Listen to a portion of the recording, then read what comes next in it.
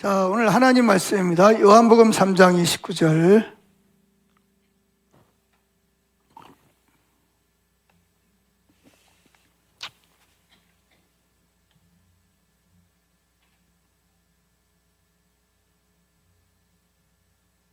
같이 한번 읽겠습니다. 신부를 취하는 자는 신랑이나 서서 신랑의 음성을 듣는 친구가 크게 기뻐하느니 나는 이러한 기쁨으로 충만하였노라. 자, 누구에 대한 이야기죠? 세례 요한에 대한 이야기입니다. 세례 요한이 세례를 주니까 많은 사람들이 와서 회개의 세례를, 물세례를 받았어요. 그러니까 또 예루살렘에 있는 사람들이 사두개인이라든지 바리새인이라든지 종교 기득권자들이 저 사람이 누구야? 누군데 세례를 주는 거야? 그래가지고 이제 사람을 파송합니다. 가서 물어보고 와라. 도대체 당신이 누군데 회개의 세례를 베푸냐? 그래서 와서 자꾸 물어봅니다. 그때 이제 세례 요한이 하는 말이 신부를 취하는 자는 신랑이나 서서 신랑의 음성을 듣는 친구가 크게 기뻐하느니 나는 이러한 기쁨으로 충만하니. 그러니까 나는 신랑이 아니라는 거죠. 여기서 말하는 신랑은 오시기로 한 구약에서 창세기 3장 16절에부터 하나님이 보내주시기로 약속하신 메시아, 헬라어로 보면 그리스도, 히브리어로는 메시아가 아닌가 하는 그런 의문을 가진 사람들에게 세례 요한이 나는 메시아가 아니다. 그럼 도대체 당신이 누군데 세례를 주느냐 따지죠. 그때 이제 세례 요한이 대답을 합니다. 신부를 취하는 자는 신랑이나, 신부는 누구고 신랑은 누구예요?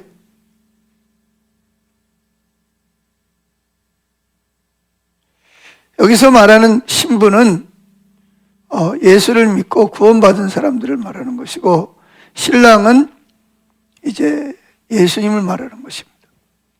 그래서 세례 요한은 신랑 대신 예수님과의 그 관계에서 신부로서의 그 신분을 말하지 않고는 내가 누군지, 예수 믿는 사람이 누군지 말할 수가 없다라고 말하고 있는 것을 볼 수가 있습니다.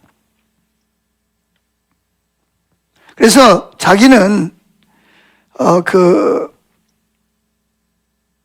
신랑의 친구가 곁에 섰다가 그 신랑이 신부를 취하면서 기뻐한다는 거죠. 그게 마찬가지로 나에게도 이런 기쁨이 넘치는 사람이다. 이렇게 자신이 신랑이 아니고, 자신이 즉 메시아가 아니고, 자신은 그 신랑 대신 예수님이 신부를 취하는 것을 옆에서 보고 기뻐하고 즐거워하는 사람이다. 이렇게 자신이 누구인지를 말하고 있습니다. 그래서 이제 이 신랑과 신부에 대한 내용은 우리가 잘 아는 대로 아가서를 제가 한 2번이나 아가서를 강해 설교를 했기 때문에 여러분들은 다 대부분이 아실 거라고 생각을 하고,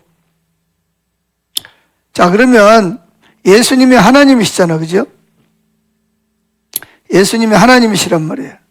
그러면 오늘은 신랑 대신 하나님은 어떤 분인가에 대해서 몇 가지로 좀 살펴볼 텐데, 오늘은 첫째로 신랑 대신 하나님은 부드러움의 하나님이시다. 부드러우신 하나님이시다. 부드러운 신랑 하나님이시다. 그러니까 신랑 대신 하나님은 부드러운 하나님이시다라고 하는 제목으로 말씀을 드리려고 합니다. 우리가 하나님의 그 신부라는 그 정체성을 갖는 게 굉장히 중요합니다. 세례 요한에게 당신이 누구요? 라고 말할 때 나는 신랑이 아니다. 근데 신랑은 따로 있다. 그 신랑은 신부를 취하는 자는 신랑이다. 이렇게 소개를 하고 있습니다. 그래서 우리가 오늘날로 말하면 교회, 즉 구원받고 거듭난 사람들은 다 예수님의 신부다. 이렇게 말씀을 드릴 수가 있습니다. 그런데 우리가 하나님의 신부로서 이 열정의 신랑 앞으로 나아갈 때 예수님은 자신이 어떤 분이신지, 자신이 어떤 그 마음을 가지고 있는지를 적극적으로 우리에게 드러내시기를 원하시는 분이십니다. 사실 우리 신앙이라는 것은 많은 사람들이 생각하는 것처럼 성경 공부하고 성경 읽고 예배드리고 하는 것이 신앙생활은 아닙니다, 여러분. 하나님이 에덴 동산에서 인간을 창조할 때에 흙으로 사람을 만드시고 그 코에다가 생기를 불어넣으셨다. 생명이 됐다. 이렇게 말하고 있습니다. 즉 영을 가진 육체를 가진 사람이라는 것입니다. 그래서 그 영이 하나님은 영이시기 때문에 하나님과 만나야 되는 거예요.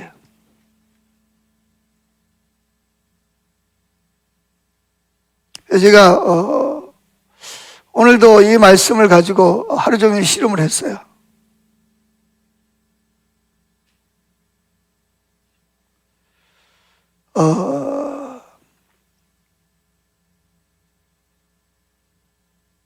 참된 신앙이라고 하는 것은 영적으로 내 영과 하나님의 영이 만나서 하나님이 어떤 분이신지를 우리에게 계시해 주시는 거죠. 계시라는 것은 이제 감춰져 덮어있던 것들을, 그래서 이게 뭔지 잘 몰라요.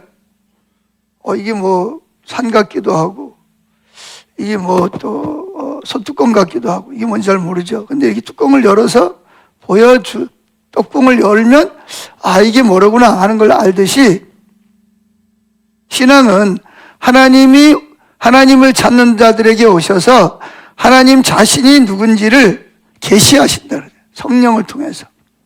그래서 성령님을 통하지 않고는 하나님이 어떤 분이신지를 알 수가 없어요. 그래서 성령 하나님이 우리에게 오셔서 하나님 그분이 어떤 분이신지를 우리 영과 만나서 그분을 우리에게 나타내 보여주셔요. 인격적으로. 그분과의 그런 만남이 있어야 됩니다. 그래서 그분을 만날 때 그 만남을 통해서 성령 하나님이 어떤 분이신지 어떤 성품을 가지고 있는지 우리에게 계시해 주십니다. 그래서 여기 하나님이라는 말은 엘로힘이라는 말이잖아요. 엘로힘. 히브리어로. 엘이라는 말은 그 전능자라는 뜻이에요. 하나님, 로힘. 하나님은 전능자라는 거예요. 말씀으로 만물을 창조하신, 그리고 모든 만물을 다스리시고 통치하시는 그런 하나님이라는 거죠. 그래서 우리는 하나님 그럴 때는 그 하나님이라는 말은 엘로힘, 즉 그분은 전능자 하나님이시다 라는 것을 염두에 두고 하나님의 이름을 불러야 됩니다. 그냥 하나님 그게 아니고 하나님은 전능자라는 그 의미를 가지고 있는 하나님의 이름이라는 것입니다. 그래서 이 전능자 하나님이 어떤 분이시냐, 그걸 우리가 알아야 됩니다. 그래서 요한복음 10장에 보면 내 양은 내 음성을 듣는다 그렇게 말하고 있죠. 여러분 하나님의 음성을 듣습니까? 못 들으면 이게 큰일 나는 거예요. 그리고 또 뭐라고 말씀하죠? 타인의 음성은 아는 거로, 그러니까 주인의 음성, 목자의 음성이 아닌 걸 아는 거로 타인이 만약에 양을 부르면 양은 도망갑니다. 이게 뭘 말하는 거죠? 여기서 말하는 하나님의 음성을 듣는다는 말은 무슨 뭐 은사적으로 뭐 예언을 한다 그런 걸 말하는 게 아니에요. 친밀함을 통해서 하나님이 영이시니까 우리가 성령과 우리 영이 만나서 그분이 하나님이 어떤 분이신지를 우리에게 계시해 주시고, 그리고 그분이 목자처럼 우리를 인도하신다는 거죠.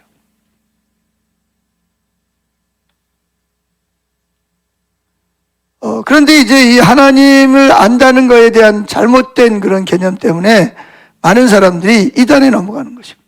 통계를 냈는데 깜짝 놀만한 10명 중에 3명 이상은 이단에 빠졌던 경험이 있다는 거예요. 전 정말 깜짝 놀랐어요. 10명 중에 3명 정도가 이단에 가서 성경 공부를 하거나 이단에 자신 이단인지는 몰랐지만 이단을 경험한 사람들이다. 그런 이야기가 나오는 거예요. 근데 여기 이제 문제가 뭐냐면 타인의 음성, 참된 목자가 아닌 예수 그리스도, 목자가 아닌 타인의 음성을 아는 거로. 그러니까 목자의 음성만 아는 게 아니에요. 목자의 음성을 알면 누구의 음성을 알죠? 타인의 음성도 압니다. 그래서 어떤 사람이 은행원에게 물었어요. 은행원 아는 사람이 있어서 그 지폐가 가짜인지 아닌지를 분별하는 감별사가 있답니다. 그 은행마다. 그래서 그 사람에게 물어봤대요. 당신은 어떻게 이 지폐가, 이 돈이 이게 그 위조 지폐인지 아닌지 아냐?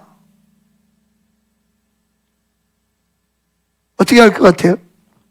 막 뭐 비춰보고 뭐 만져보고 뭐 그러면 아나요? 간단하다는 거예요. 이분은 진짜 돈만 만진다는 거예요. 출근해서부터 퇴근할 때까지 진짜 돈만 만져보고 불에다 비춰보고 감각적으로 딱 이렇게. 그리고 감별사들은 손으로 딱 만져보면 이게 위조지폐라는 걸 딱 안다는 거예요. 기계도 못 밝혀내는데 그분은 딱 손으로 딱 만져보면 이게 위조지폐인지 진짜 지폐인지 금방 알아요. 왜 그러냐? 이 위조지폐 감별사는 가가지고 하루 종일 하는 게 뭐냐?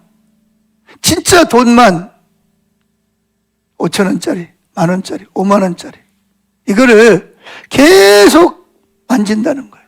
비춰보고 자세히 뭐가 몇 개인가 비춰보고 또 색깔이 어떻게 변하는지 또 맛을 보기도 하고 끝을 만져보기도 하고. 그러니까 진짜만 계속해서 보고 씌워보고 거꾸로 씌워보고 또 집어보고 심지어 맛을 보기도 하고 그러면서 진짜만 계속 그 지폐를 만지고 연구한다는 거예요. 현미경을 갖다 들여다보기도 하고. 그러다 보니까 위조 지폐가 딱 나오면 금방 드러난다는 거예요. 지금은 여러분 너무나 정교하게 나와서 이게 그 기계도 분별을 못 한답니다. 제가 지금 무슨 이야기를 하려고 감별사 이야기를 하냐? 예수 믿는 사람들이 진짜 우리의 구주이신 예수님에 대해서 연구하고 묵상하고 영적으로 그분을 만나고 그분이 어떤 분이신지를 알고 성경을 통해서 하나님이 어떻게 말씀하시는지를 알고 듣고 배우고 실제로 그렇게 하고 할 때 이게 가짜, 이단이라든지 참된 메시지가 아니면 금방 알아차린다는 거예요.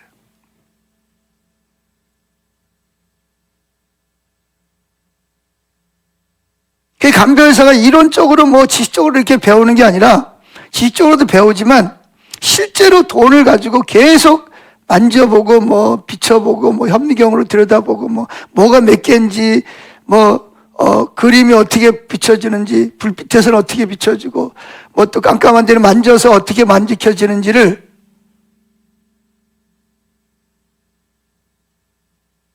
그러다 보니까 이조지폐가 여러 장 속에서 딱 한 장만 딱 만지면 벌써 이게 이조지폐라는 걸 금방 느낀다는 거예요. 성경이 그렇게 말해요. 요한복음 10장에서 그렇게 말하잖아요. 내 양은 내 음성을 들으며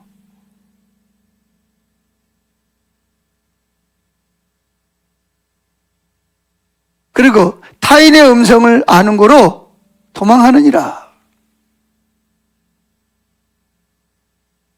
그러니까 오늘날 많은 사람들이 이단에 빠지는 가장 핵심적인 문제는 뭐냐면 하나님을 잘 모른다는 거죠. 하나님 누군지.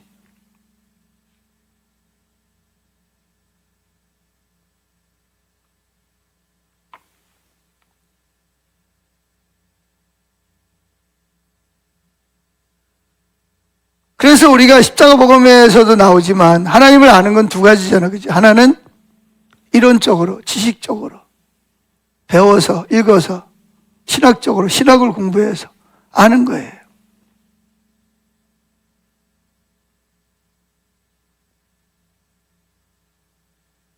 근데 거기에는 생명이 없죠. 그럼 뭐냐? 그 성경이 말하고 있는 지식적으로 배우고 듣고 했던 뭐 하나님 말씀을 들을 때도 뭐 눈물이 날 수도 있고 감정이 올라올 수도 있고 그러잖아요. 좋은 말씀을 들으면. 그런데 그 속에는 뭐가 없어요? 생명이 없죠. 삶을 진정으로 변화시키지 못한다는 거예요. 주님과의 실제적인 관계로 인도하는 도구에 불과한 거지 그게 실제는 아니라는 거예요. 그럼 뭐 해야 되냐? 그 하나님을 영적으로 만나야 되는 거예요. 뭐 불을 받아가지고 뭐 이걸 말하는 게 아니고 뭐 예언을 하고 뭐 능력이 나타나고 이걸 말하는 게 아니고 그것도 물론 증거가 될 수 있지만 그때 성경에 보면 뭐 귀신들도 병 고치고 귀신들도 뭐 예언하고 뭐 귀신들도 능력을 행하잖아요. 특별히 말세가 되면 그런 일이 더욱더 일어날 것이라고 말하고 있잖아요. 그게 아니고 성령을 통해서 그분을 내 영과 그분이 만나서 그리고 교제를 하는 것을 말하는 거죠. 그걸 통해서 주님을 아는 것. 그래서 주님을 그렇게 부분적이라도 만나면 삶의 변화가 있습니다. 뭐 그렇다고 뭐 하루아침에 뭐 천사가 되거나 뭐 그런 건 아니지만 그런데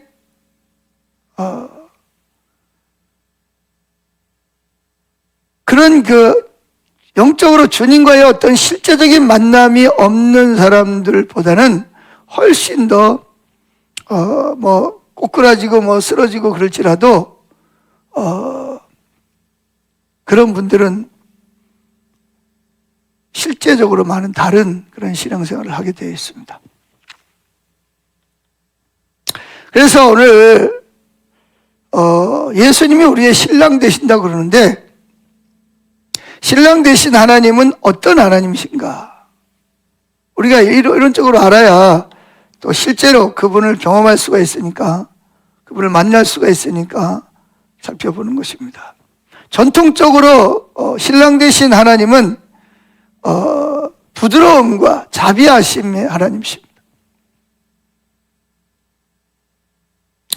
그러니까 여기서 자비하다 그건 국률이 여기는 마음인데 이거는 불쌍한 자에 대한 동정심을 넘어서 그 사람 입장에서 같은 감정을 가지고 공감하는 것을 말하는 거예요. 공감하는 거.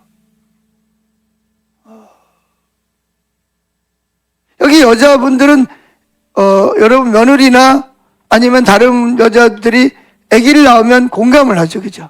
그게 얼마나 힘들었는지. 물론 정도의 차이는 있지만 그런 걸 공감을 해요. 사실 남자들은 전혀 공감을 못하거든요. 뭐 애를 낳은 적이 없잖아요. 효성 형제 경험해 본 적 없지?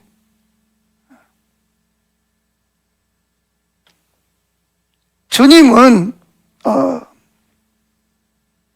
우리가 고통을 당할 때 내가 느끼는 고통을 그분도 함께 느끼고, 내가 즐거울 때 그분도 같이 동일한 즐거움을 누리는, 그걸 뭐라 그러냐면 자비하다 또는 긍휼히 여기다, 그런 마음입니다.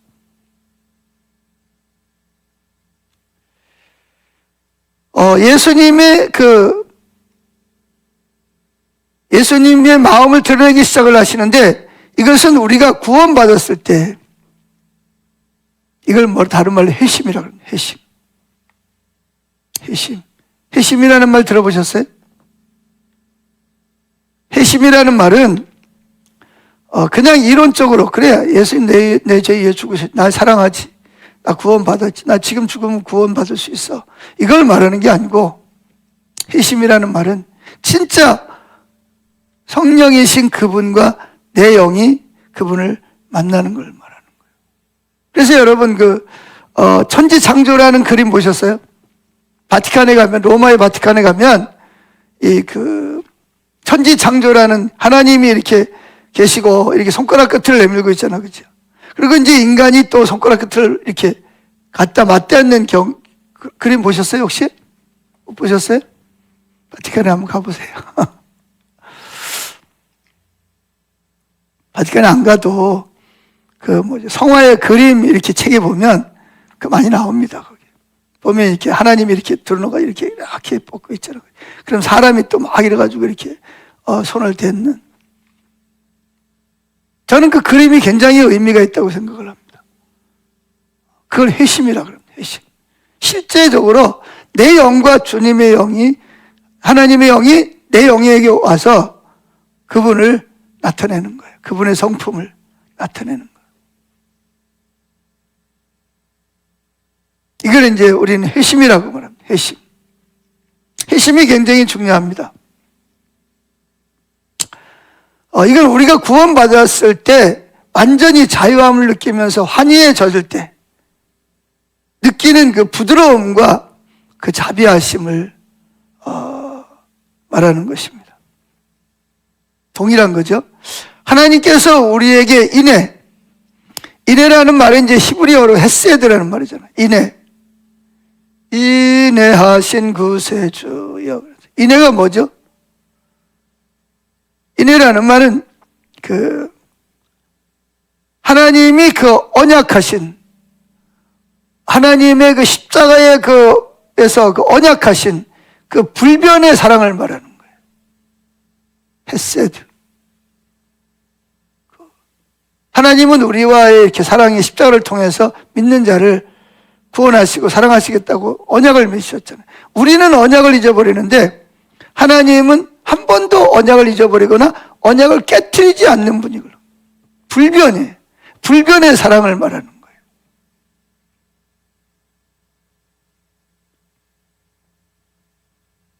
불변적인 사랑, 그걸 이제 헤세드라고 말합니다. 주석도 보면 헤세드라는 주석이 있어요. 그래서 이건 뭘 말하냐? 인애를 보이시기를 기뻐하신다. 나는 너를 변함없이, 너는 변하고 뒤집어졌다 까뒤집었다 배를 냈다가 거꾸로 뒤집었다 할지 모르지만 나는 너에 대한 이 언약을 했기 때문에 너는 하루에도 몇 번씩 뒤집어지고 약속을 어기고 하나님을 의심하고 어떻게 할지 모르지만 하나님은 불변, 아니 불자, 변화가 없는 그런 사랑을 뭐라 그러냐? 인애라고. 그걸 헤세드라고 말합니다. 히브리어로. 그래서 하나님은 이 불변의 사랑을 우리에게 보이기를 원하십니다. 그래서 에레미야는 이렇게 말하죠. 하나님은 우리에게 자비를 베푸시는 것을 기뻐하시는 분이시다. 억지로 정말 저거 정말 사랑하고 싶지 않은데 저 하는 꼬라지를 보면 그냥 패대기를 쳐버리고 싶은데 내가 약속한 것 때문에 어쩔 수 없이 내가 저거를 사랑해야 돼. 이게 아니고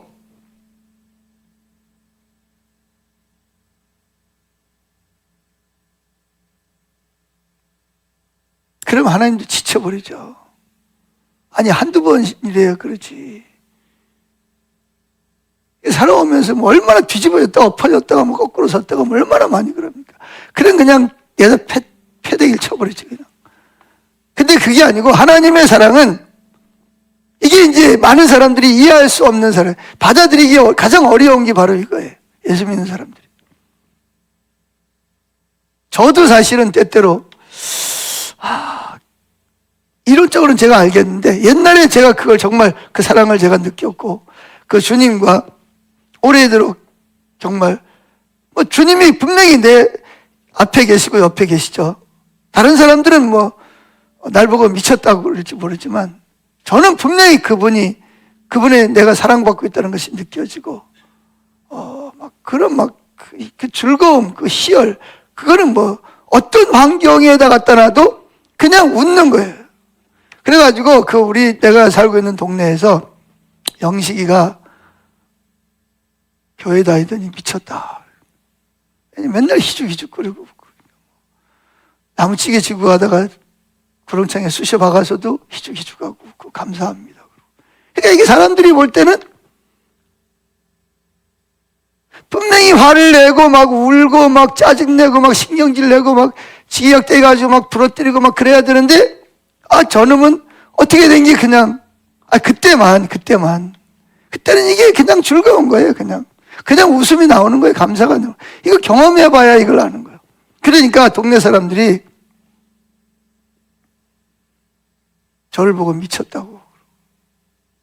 그것도 가면서 또 누구랑 아무도 없는데 혼자 희죽희죽 웃으면서 누구랑 계속 대화하듯이 이야기하고 그러니까 사람들이 지나가다 말고 서가지고 생기긴 멀쩡하게 생긴 놈이 미쳐가지고 혼자서 저렇게 중얼중얼하고 다니는구나. 저는 전혀 미친 게 아니고 너무나 정상적이고 너무나 그거한데 다른 사람이 보기 그래 동네 사람마다 내가 안녕하세요 인사하면 너 괜찮냐? 뭐 이러고 그게 아예 동네 소문이 딱 쫄았어요.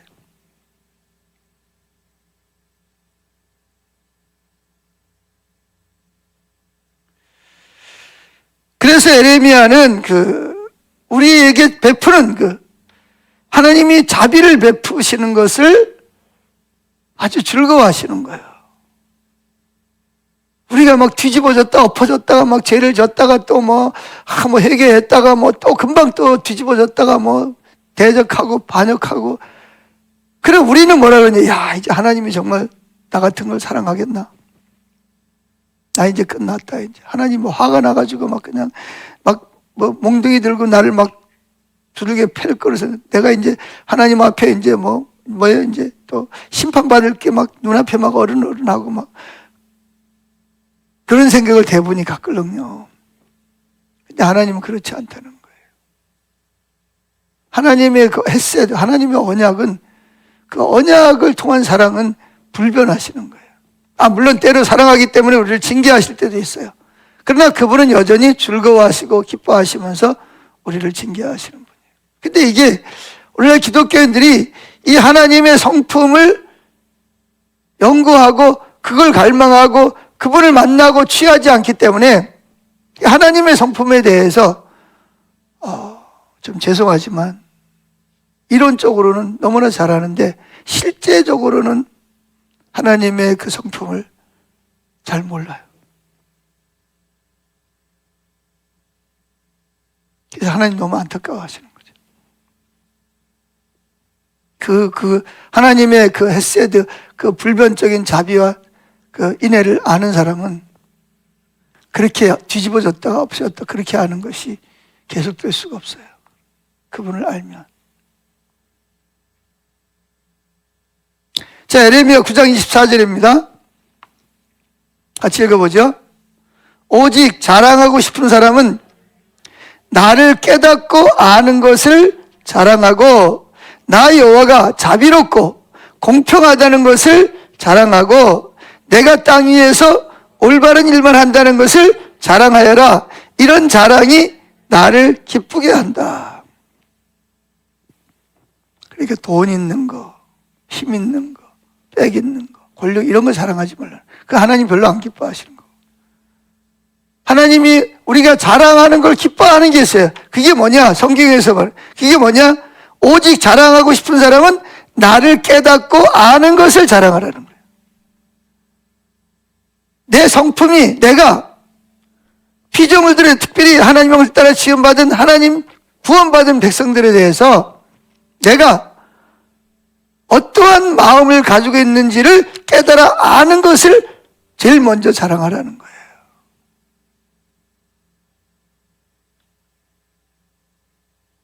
그걸 자랑하라는 거예요. 두 번째, 나 여호와가 자비롭다는 것을 자랑하라. 자비롭고 공평하다는 것을 자랑하라는 거예요. 자비롭다는 게 아까 말한 헤세드, 언약을 맺은 하나님이 우리에게 언약을 사랑하기로 그 십자가를 통해서 언약을 맺었기 때문에 그 사랑이 변하지 않는, 우리가 하나님의 사랑을 믿지 않아가지고 우리 스스로가 하나님을 버리고 가룟자처럼 스스로 사탄이 들어가지고 자살하는 거지 하나님의 사랑이 변하는 건 아니라는 거예요. 그걸 자랑하라는 거죠. 하나님 공평함이라는. 세 번째, 내가 땅 위에 올바른 일만 한다는 것을 자랑하라. 하나님은 항상 뭐예요? 하나님이 하시는 일은 항상 옳아요. 이런 자랑이 하나님을 기쁘시게 한다는 거예요. 여러분들 이런 자랑을 하시기를 축복합니다. 다른 거 엉뚱한 거 자랑하지 말고, 하나님 싫어하는 거 자랑하지 말고. 그래서 다윗은 뭐예요? 하나님을 아는 것이 과거, 현재, 미래에 단 한 가지 기도 제목, 소원이었다는 거죠. 우리 기도거리가 얼마나 많습니까? 예? 그렇다고 다른 걸 기도하지 말라는 게 아니라 그 많은 기도 제목 중에서 가장 하나님이 너 뭘 줄까? 하면 딱 튀어나오는 게 뭐냐? 하나님의 성품을 알게 해주세요. 하나님의 아름다움을 보게 해주세요. 그냥 이론적이 아니라 실제로 성령이 오셔서 내 영을 만나고 나의 영에게 당신의 그 사랑을 내가 내 영으로 살아내서 당신의 사랑을 내 안에 들어오도록 느끼도록, 그리고 내가 그 사랑에 거하도록 그렇게 해달라. 그게 다윗이 가지고 있는, 과거에도 그랬고 지금도 그랬고 미래에도 단 한 가지 소원이었다는 거예요.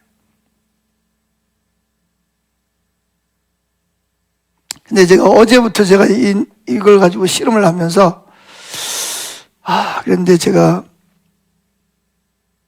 저 자신부터가 여기서 많이 떠나 있다는 것을 제가 발견했습니다.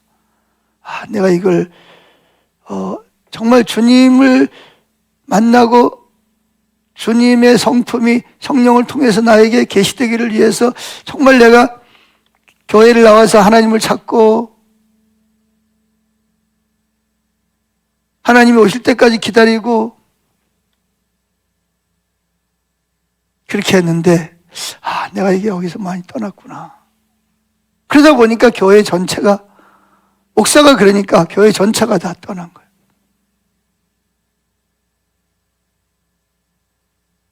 그러니까 하나님 관계가 안 되는 거죠. 냉랭한 거예요.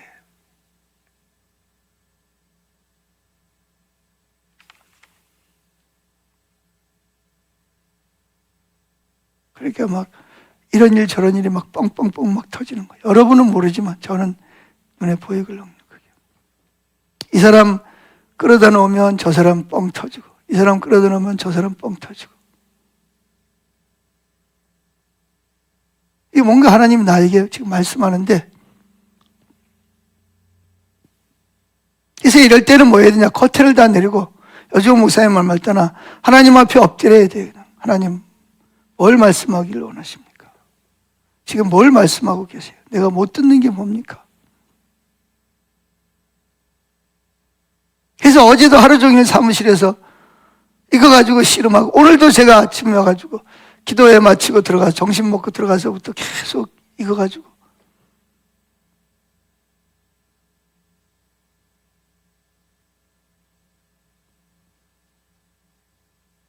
저녁 먹으러 가기 전까지 씨름을 하고.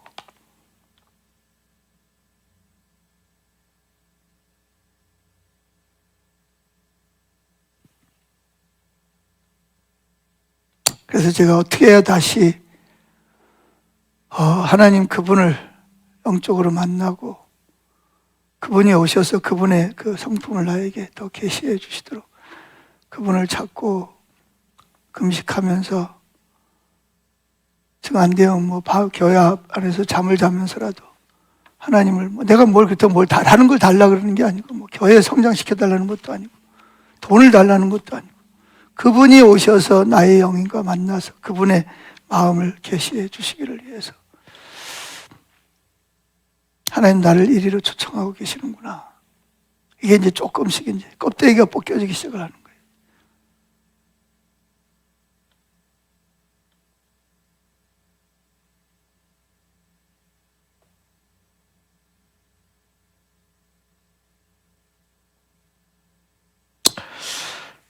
그래서 하나님으로 하여금 우리를 선하게 대하시도록 하나님의 마음을 움직일 만한 것은 아무것도 가져올 수 없다는 것을 하나님이 너무나 잘 알아요. 이 말이 무슨 말이냐면 하나님이 변함없이 우리를 사랑하시고 자비를 베풀고 긍휼히 여기고 인애를 하도록 우리가 어떤 노력을 해서 하나님이 우리의 언약을 맺고 우리를 구원하시고 우리를 사랑하시도록 우리가 하나님의 마음을 끌어당길 수 있는 것이 아무것도 없다는 것을 주님이 너무나 잘 알고 계신다는 거예요.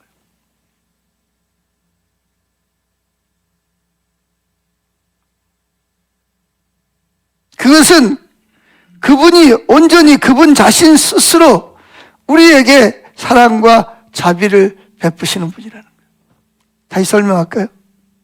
내가 뭘 했기 때문에 우리를 자비를 베풀고 우리를 구원하시고 사랑하시는 게 아니고 그분 스스로가 저와 여러분을 사랑하시기로 자비를 베풀고 인애를 베풀기로 결단하시고 그렇게 언약을 맺고 실제로 그렇게 하신다는 거예요. 그래서 구원을 뭐라 그러죠? 선물이라고 그래요. 선물. 선물이 은혜, 그걸 은혜라 그러는데 구원은 은혜입니다. 은혜. 은혜라는 게 무슨 말이냐? 우리를 구원하지 않아도 하나님께는 아무런 책임감이 없어요. 그러니까 우리 스스로가 선악과를 따먹고 부모로부터 태어날 때부터 죄인으로 태어났고 자범죄를 범하기 때문에 하나님이 아무도 우리를 구원하지 않고 우리를 지옥의 심판에 놓고 이 세상에 우리를 하나님의 자비와 사랑을 하지 않아도 아무런 하나님의 의무감이 없어요. 누구도 하나님 보고 뭐라 그럴 수 없어요. 그런데 은혜가 뭐냐? 그럼에도 불구하고 하나님이 저와 여러분을 언약을 맺으시고 십자가를 통해서 사랑하시기로 작정하시고 우리를 사랑하시는 것을 뭐라 그러냐? 우리에게 은혜를 구원을 베푸시는 것을 은혜라고 말합니다. 그래서 구원은 아무도 여러분 스스로가 구원을 받을 수 있는 사람은 아무도 없어요. 로마서 4장에 행위로 의롭다함을 받을 육체는 아무도 없느니라. 아무도 없어요. 그 어떻게 구원받냐? 하나님이 그냥 사랑이신지라 우리를 그냥 사랑하시고 그냥 우리를 구원하시기로 스스로 결단하시고 스스로 삼위일체 안에서 우리를 사랑하시고 구원하신 거예요. 아멘. 여러분은 어떻게 생각하세요? 내가 구원받은 것이 내가 뭔가 하나님 앞에 뭔가 좀 잘 보여가지고 내가 뭔가 뭘 했기 때문에 아니면 우리 부모가 뭘 했기 때문에 여러분이 구원받았다고 생각하세요? 그거는요 정말 하나님을 몰라도 너무 잘 모르는 거예요.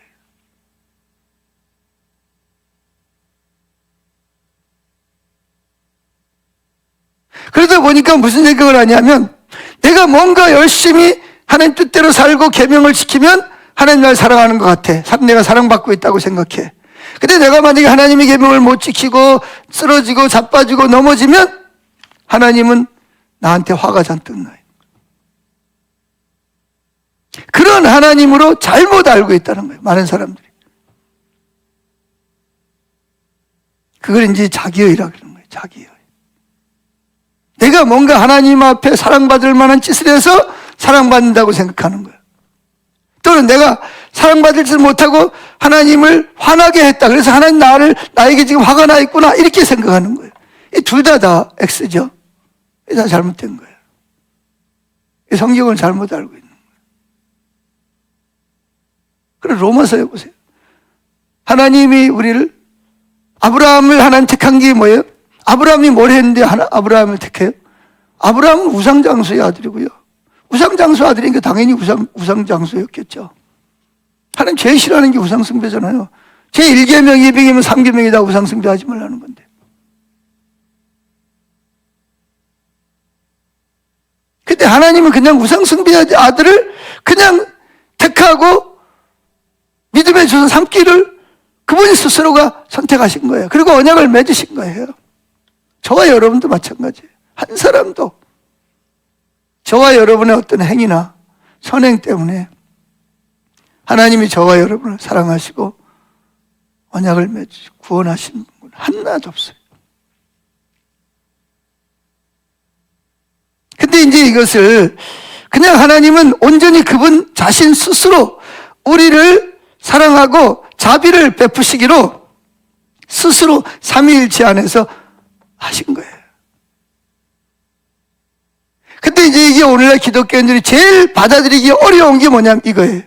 그래서 이론적으로는 배우면서도 실제가 안 되는 거죠. 그래서 뭔가 좀 열심히 하면 막 자기 공로를 의지하고 막 하나님께 내가 사랑받을 짓을 했으니까 내가 하나님께 더 사랑받는다고 생각하고, 반대로 내가 좀 못된 짓을 하면 하나님 나한테 화가 잔뜩 나가지고 몽둥이 들고 쫓아오고, 그래서 무슨 내가 어려운 일 당하면 그래 내가 이런 어려운 일 당했더니 하나님 나를 또 이렇게 나를 심판하시고 날 미워하시고 나를 원수대하 하는구나.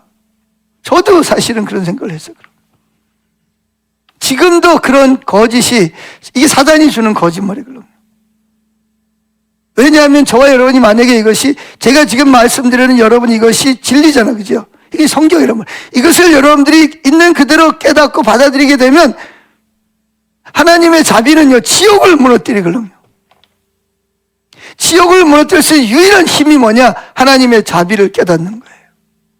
그래 여러분들의 삶에 놀랍게 변화가 일어나고 난리가 납니다. 지옥이 무너진다니까요. 사람들이 이걸 제일 믿기 어려워요. 병 고쳐진다. 그럼 그래 긴가민가 하지만 고쳐질 수도 있고, 기도 응답해 하나님 좋으신 분이니까 기도 응답할 수도 있는데, 제일 믿기가 힘들어하는 게 뭐냐면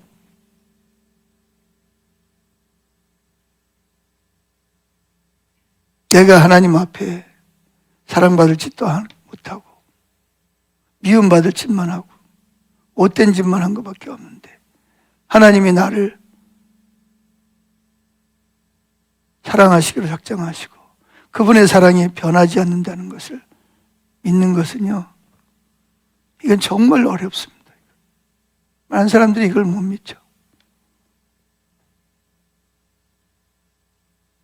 그러니까 신앙생활이 메마르고요. 내가 뭐가 좀 잘못하면 하나님도 참 좋아하시겠구나, 날도 사랑하시겠구나 그런 생각하고,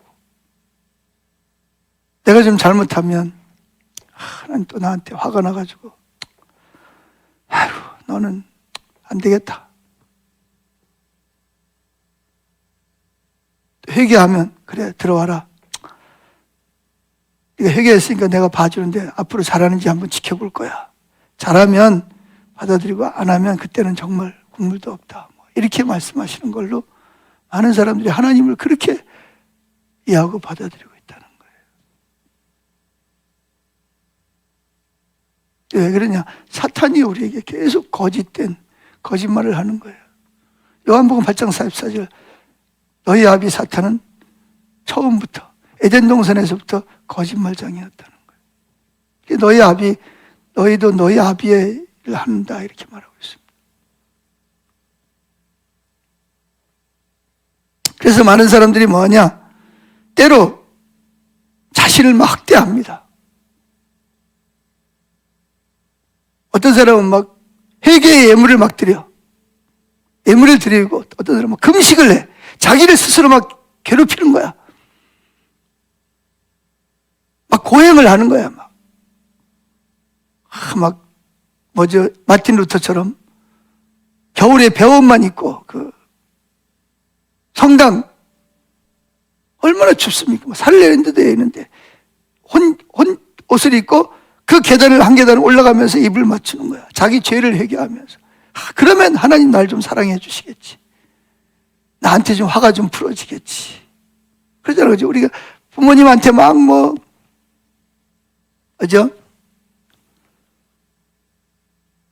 잘못했다고 문 앞에서 빌고 맛있는 것도 사다 드리고 그러면 부모님의 마음이 좀 누그러지잖아. 그죠? 하나님도 마치 그럴 것처럼 생각을 하고. 그게 대표적인 사람이 마틴 루터입니다. 고행을 하는 거예요. 그래가지고 수도원에 들어가가지고 결혼도 안 하고 사는 거죠. 하나님의 사랑을 좀 받으려고, 자비를 좀 받으려고. 그러면 하나님이 나를 좀 사랑하시겠지. 나를 좀 불쌍히 여기겠지. 천부당 만부당하십니다.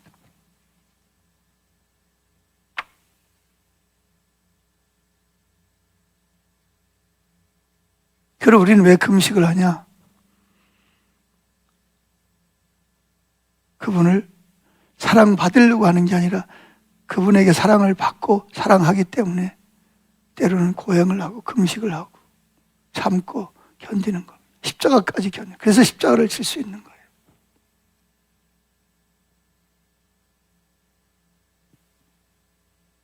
그래서 우리 때로 자신을 학대하며 생각하기를 그것이 조금이나마 하나님으로 하여금 나를 불쌍히 여기고 나를 사랑하는데 도움이 될지도 모른다고 생각을 합니다. 그래가지고 필리핀에 가면 실제로 4월 고난주간 되면 지금도 십자가 지고 갑니다. 뒤에서 진짜로 채찍으로 때려가지고 피를 흘리고. 대부분이 그냥 형식적으로 하지만, 그리고 가서 실제로 은 못을 만들어가지고 기가 막히게 이 신경 조직을 떠나서 못을 박는 거예요. 그러고 나면 이렇게 병이 낫기도 하고 그래, 내가 이렇게 예수님이 당한 고통을 내가 조금이라도 동참하면 하나님 나를 얼마나 사랑하실까? 여러분 아세요? 이건 전부 다 사단이 꾸민 거짓말입니다.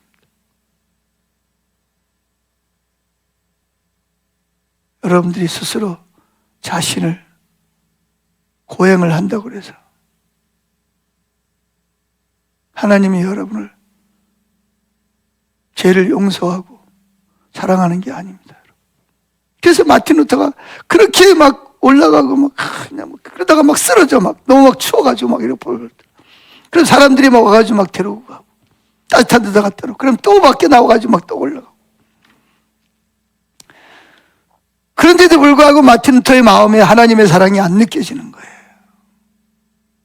내가 이렇게 내가 이렇게 죄를 회개하고 하나님께 사랑을 좀 받으려고 내가 이렇게 이 추운 겨울날 이렇게 배옷만 입고 말이죠. 그 까마득한 그 성당 계단을 입을 맞추면서 성모 마리아요 성자요 하면서 그렇게 올라가는데 가다가 까무러치고 그래도 마음에는 여전히 하나님의 진노로 불안한 거예요. 고민하는 거죠. 내가 이렇게 고통을 당하는데 왜 하나님의 사랑이 자비가 안 느껴질까?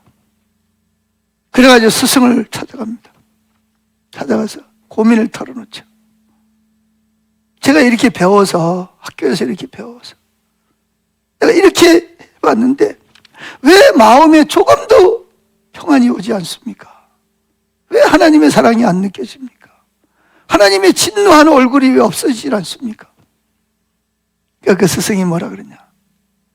한참 생각하대. 로마서를 읽어라. 로마서를 읽어라. 그래가지고 로마서요? 내가 지금까지 로마서를 몇 번을 읽었는데 또 로마서를 읽어요? 다시 다 내려놓고 처음 읽는 식으로 로마서를 읽어라. 그래가지고 와서 로마서를 읽습니다.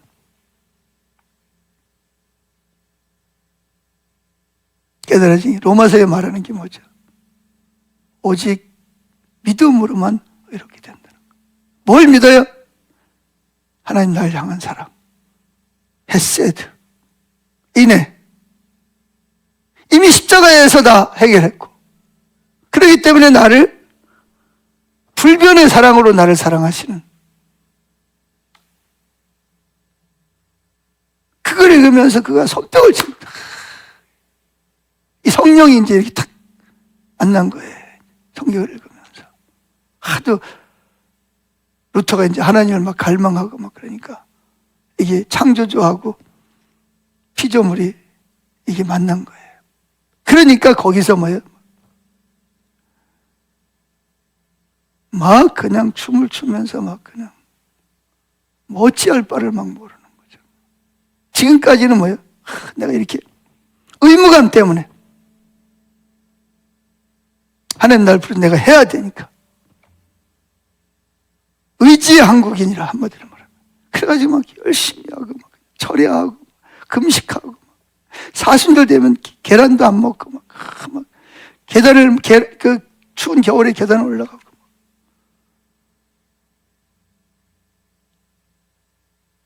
그런데 이게 딱 이렇게 주님이 딱 뻗은 손하고 딱 이렇게 마주치니까 희열이 막 넘쳐. 자기가 뭐 한 게 아무것도 없어. 단지 로마서를 읽었을 뿐인데 딱 맞는 거예요. 눈이 확 벌렁 거예요.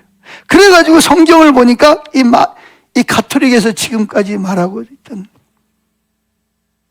이게 완전히 거짓말이라는 게 드러나는 거예요. 하나님 말씀하신 의도와 의미와 목적에서 너무나 멀리 떨어져 있는 거예요.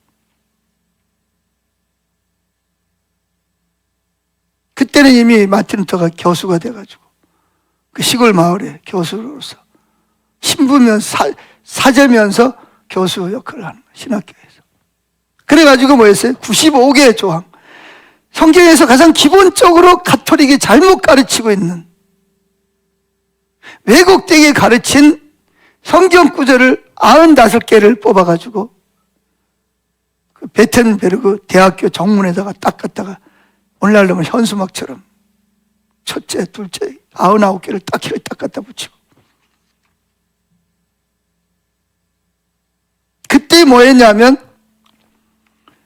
베드로 성당을 지으면서 돈이 모자라니까 돈이 없는 건 아니에요. 여기저기 엄청난 부작을 넘는 사람들이 막 천국 가려고 막 뭐예요?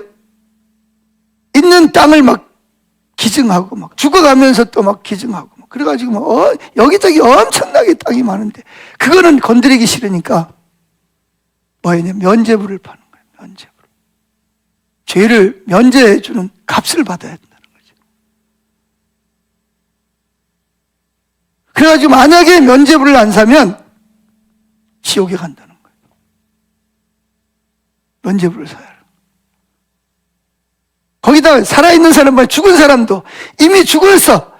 죄값으로 이미 죽어서 지옥에 갔다고 생각하는 사람도 뭐예요? 이 면죄부를 사면 이 돈이 지금도 가면 까만 통이 있어요. 이렇게 철판으로 만든 통인데 거기다 그때는 이제 금돈 은돈이었잖아요. 짤까랑하고 떨어지는 순간 면죄부에 사는 순간 지옥에 있던 아버지 어머니의 영혼이 꽁 뛰어가지고 연옥으로 가고 또 한 번 땡가락하고 떨어지면 면죄부를 사면 거기서 뿅 뛰어가지고 천국으로 올라가는 거예요. 그래가지고 막 그걸 말 잘하는 사람을 앞세워가지고 막 여러분들이 만약 면죄부를 안 사면 지옥에 가서 펄펄 끓는 여러분의 조상들이 지금 지옥에서 말이야 여러분 보고 빨리 면죄부를 사라고 말하지 않냐고 막 그냥 사람들의 마음을 막 해가지고 제가 가봐 끌렁요. 덴베르그 대학을 독일에 그리고 돈통도 가보고 루터가 설교한 성당도 가보고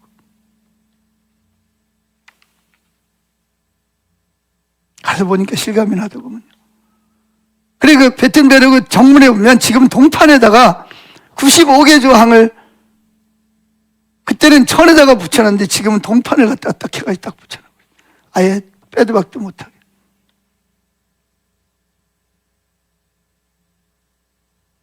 그래가지고 쟤희들 데리고 우리 성에는 못 들어온다. 당신들 지금 하는 일이 다 가짜고 이 성도들 속이는 거 아니냐.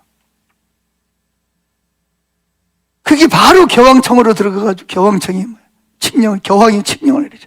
너 빨리 와가지고 사죄해라. 어디 감히. 이 가톨릭의 재미있는 거는요, 교회가 천국을 보내기도 하고 지옥을 보내기도 합니다. 교회의 권위가 이게 개신교는 이 교회 권위가 너무 땅에 떨어졌어요. 가톨릭에서는요, 신부가 술 먹고, 술집에 가서 술 먹고 쓰러져가지고 길바닥에 쓰러져 있으면은요, 신도들이 보고는요, 자기 차에다가 모시고 가가지고 그 신부가 머물고 있는 사목관이라는 게 있어요. 그 앞에까지밖에 사목 안에 들어가지도 못해요. 감히 어디 이 성스러운 여기를 들어가. 그래가지고 그 앞에까지만 모시다. 그럼 거기에 있는 그 안에 있는 수녀나 누가 나와가지고 이제 그 술에 취한 사람을 이제 집으로 모시고 가는. 그리고 절대로 입을 말들. 만약에 내가 신부의 잘못을 이러쿵저러쿵 뒤에서 했다. 그러면 날벼락 맞아 죽는 거예요. 왜냐하면 교회가 구원을 주기 때문에 그래요. 천국 열쇠가 교회에 있기 때문에. 개신교하고는 너무 이게 차이가 많이 나는 거죠. 그래가지고 이제 마틴 루터가 그때부터 뭐냐면 그냥 마틴 루터는 정말 순수한 마음으로 이거 잘못된 거니까 바로 잡자. 종교 개혁을 하려고 그런 게 아니고 그냥 이거 잘못된 거니까 이거 봐라. 이건 누가 봐도 이거 잘못된 거 아니냐. 그랬는데 교황청에서는 저놈 잡아들여라. 굴하지 않으니까 저 잡아들여다가 화형시키라는 거죠. 그러니까 이제 이게 마틴 루터가 내가 이래가지고는 안 되겠다. 그러니까 그들 스스로가 마틴 루터가 종교개혁을 할 수가 1517년 10월 31일 종교개혁을 할 수밖에 없도록 내몬 거예요. 그래가지고 이제 그때부터 이제 마틴 루터, 그때는 성경이 라틴어로 된 성경, 그러니까 그때는 돈을 받고 신부를 팔았어요, 이렇게. 돈만 많이 가지고 오면. 그래가지고 신부인데 이게 라틴어를 못 읽는 거예요. 이게 까만 건 글씨, 하얀 거는 종이고. 말할 수 없이 부패한 거예요. 그래가지고 그때 뭐예요? 숨어가지고 그 성경을, 라틴어를 독일어로 번역을 하기 시작합니다. 근데 그 독일어로 번역하던 그 방을 가보니까, 방이 지금도 있어요. 근데 막 잉크 자국이 막 있어요. 막 잉크병 던져가지고 막 독일어를 번역을 하면 사단이 막 웃으면서 야, 웃기는 소리야. 네가 그런다고 가톨릭이 변화되냐. 막 깔깔 그리고 막 웃고 막 조롱. 그러니까 막 마틴 루터가 막 그 잉크병을 갖다가 그냥 막 사탄에게 집어던진다는 게 사탄이 자기 눈에는 보이는데 이게 그렇게 우리가 보는 것처럼 어떤 육체를 가진 게 아니라 그래가지고 막 그 벽에 잉크병 자국이 막 이렇게 그냥 있는 거예요.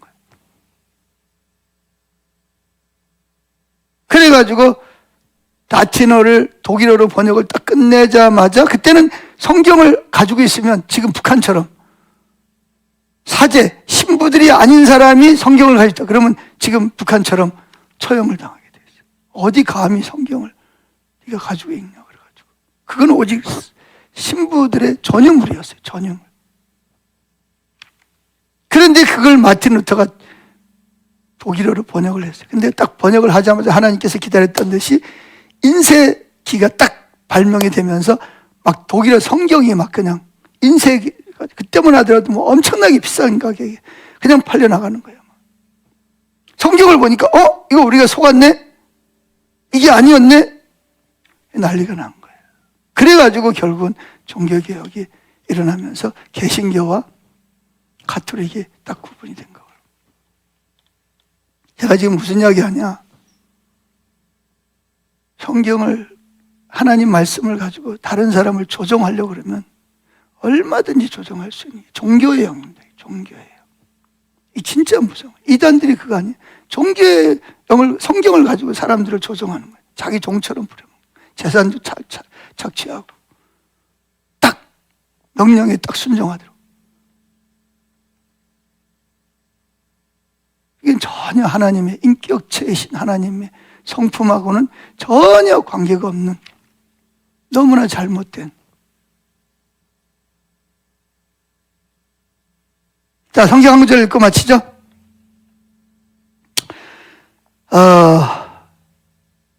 하나님이 여러분을 사랑한 게 언제부터냐? 다 알고 있는 내용이지만 로마서 5장 5절부터 읽어봅시다. 10절까지 다 같이 읽습니다. 소망이 우리를 부끄럽게 하지 아니함은 우리에게 주신 성령으로 말미암아 하나님의 사랑이 우리 마음에 부은 바 되매니. 뭐가 부어졌다고요? 소망이 우리를 부끄럽게 하는, 우리가 그걸 깨닫고 소망하는데 부끄럽지 않더라. 왜? 우리에게 주신 성령으로 하나님의 사랑이 우리 마음에 부은 바 되매니. 6절, 우리가 아직 연약할 때의 기약대로, 언약대로 그리스도께서 경건치 않은 자를 위하여 죽으셨도다. 의인을 위하여 죽는 자가 쉽지 않고 선인을 위하여 용감히 죽는 자가 혹 있거니와. 우리가 아직 죄인 되었을 때 그리스도께서 우리를 위하여 죽으심으로 하나님께서 우리에 대한 자기의 사랑을 뭐하느니라? 확증하였느니라. 9절, 그러면 이제 우리가 그의 피로 말미암아 의롭다 하심을 받았으니 더욱 그로 말미암아 진노하심에서 구원을 받을 것이니. 보세요. 뭘로 말미암아 우리가 구원받았다고요? 여러분의 행위로, 그의 피로. 피라는 말은 그 피를 믿고 의지하는 자에게는 구원이. 근데 그 피를 믿고 의지하는 것 자체가 뭐냐? 하나님의 은혜요라는 거죠. 하나님의 선물이라는 거. 우리가 믿어지는 게 아니고 그분이 복음을 듣고 그분이 내게 믿게 하시는 거예요. 10절,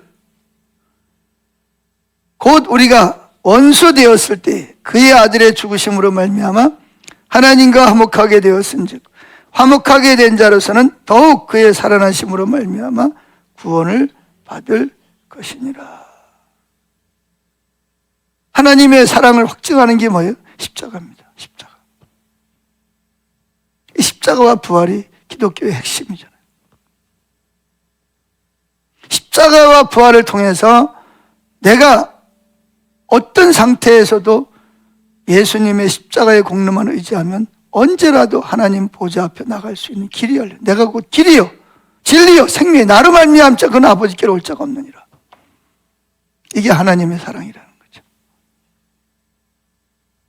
이 사랑이 우리에게 넘치는데 우리는 사단의 거짓말로 말미암아 똘똘똘 뭉쳐가지고 말은 안 하지만 마틴 루터처럼 내가 뭔가를 고행을 하고 뭔가를 좋은 일을 많이 해야 하나님으로부터 사랑받을 수 있다고 생각하고 다른 사람과 비교하는, 저 사람 사랑하는 것 같은데 난 별로 안 사랑하는 것 같고.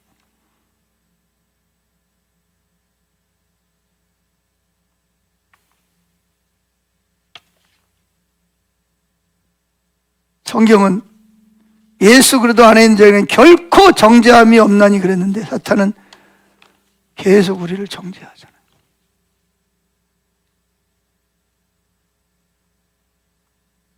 네, 그래서 우리가 그 창조의 그림을 좀 나중에 그림을 좀 한번 찾아가지고 한번 가져와서 좀 천지 창조를 좀 보여줘야 돼요. 이렇게 하나님 손과 우리 손이 이렇게 만날 때 하나님의 영이 우리 속에 오셔서 하나님의 마음을, 하나님의 성품을 우리에게 계시하시는 것을 기뻐하시는 거예요. 그런데 그러려면 어떻게 해야 되냐? 때로는 하나님이 우리에게 우리는 아무것도 안 해도 하나님이 그 은혜를 베풀기도 하지만 성경은 또 이렇게 말해요. 부르짖으라. 찾고 찾아라. 그럼 나를 만나리라. 내가 응답하리라. 우리는 그분을 갈망해야 됩니다. 한번 그냥 맛보기로 우리에게 그분의 성품을 보여줄 수 있지만 그거는 뭐냐? 지속적으로 그분을 찾고 만나도록 이렇게 주님과 내가 이렇게 만난 상태가 주님이 내 안에 내가 주님 안에 거하도록 주님을 갈망하고 찾아야 됩니다. 그게 누구죠? 그게 다윗입니다. 구약에서 유일하게 하나님 마음에 합한 사람.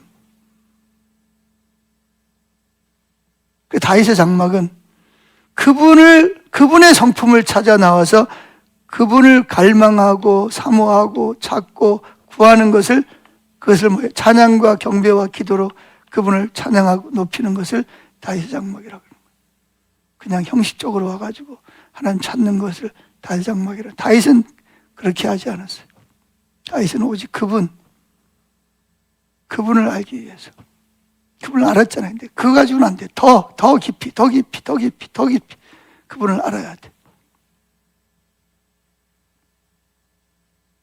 그걸 위해서 24시간, 1년 365일 다윗의 장막을 만드는 거예요. 근데 성경에 보면, 사도행전 15장에 보면 말세에 무너진 다윗의 장막을 내가 돌아와서 다시 세우시겠다고 약속하셨거든요. 아멘. 그분이 약속하셨어요.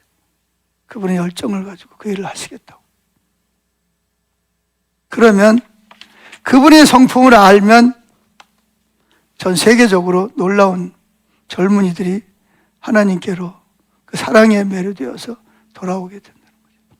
그게 마지막 대추수에 요한계시록에 보면 수를 헤아릴 수 없는 사람들이 그 사랑에 매료되어서 하나님께로 돌아오게 될 것을 약속하고 있습니다. 오늘 여기까지만 합니다. 기도하겠습니다.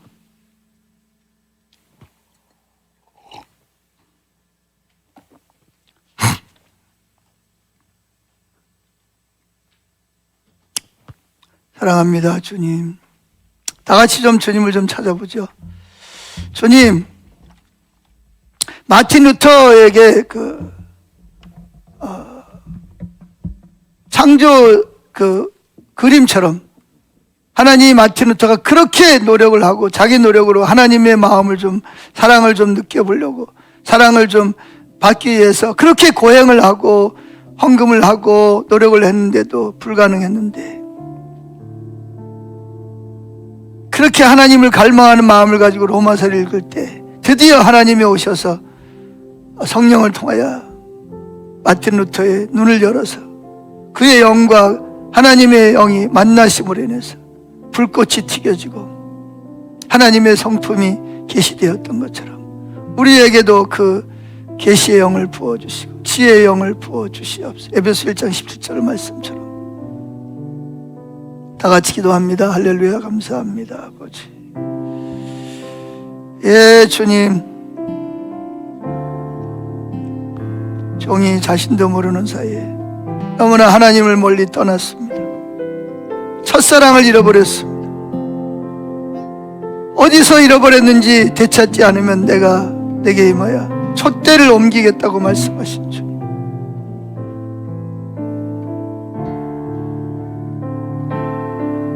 하나님, 내가 원하는 그 어떤 것과 비교할 수 없을 만큼 창조주 하나님, 창조주 예수님, 창조주 성령님이 오셔서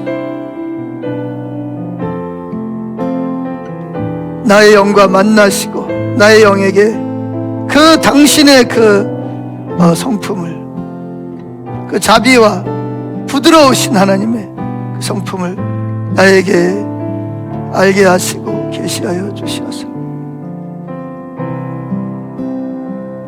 나로 인해서 즐거워하고 기뻐하고 감사하고 어떤 상황을 만나더라도 내 십자가를 지고 나를 부인하고 주님을 따르는 것이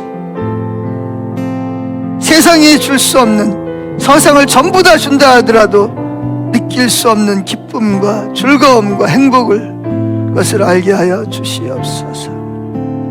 이 일을 위해서 금식하고 이 일을 위해서 철회하고 이 일을 위해서 하나님 앞에 매달려 갈망하고 사모하고 아버지 주님을 찾게 하옵소서. 성경은 너희는 내 얼굴을 찾으라 아버지 말씀하셨나이다. 아버지여, 그래서 모든 성도들이 주님을 만나기 위해서 그 내 영과 주님의 영이 만나는 그 시간을 위해서 사모함으로 기쁨으로 아버지 그 예배가 될 수 있도록 하나님 기도가 될 수 있도록 축복해 주시옵소서. 그래서 이 놀라우신 이 하나님의 성품이 아버지 널리 널리 증거됨으로 수많은 젊은이들이 세상의 그 즐거움과 비교할 수 없는 조건 없는 창조주 하나님과의 내 영의 만남을 통해서 기쁨으로 돌아와 하나님 예배하는 자의 삶을 살게 하옵소서. 감사합니다. 아버지 사랑합니다. 예, 주님 도와주시고 주님 새롭게 하시고 함께 하옵소서. 감사 영광 찬양. 아멘. 주님 영광 받으시옵소서. 예수님의 이름으로 기도했습니다. 아멘. 예배를 마쳤습니다.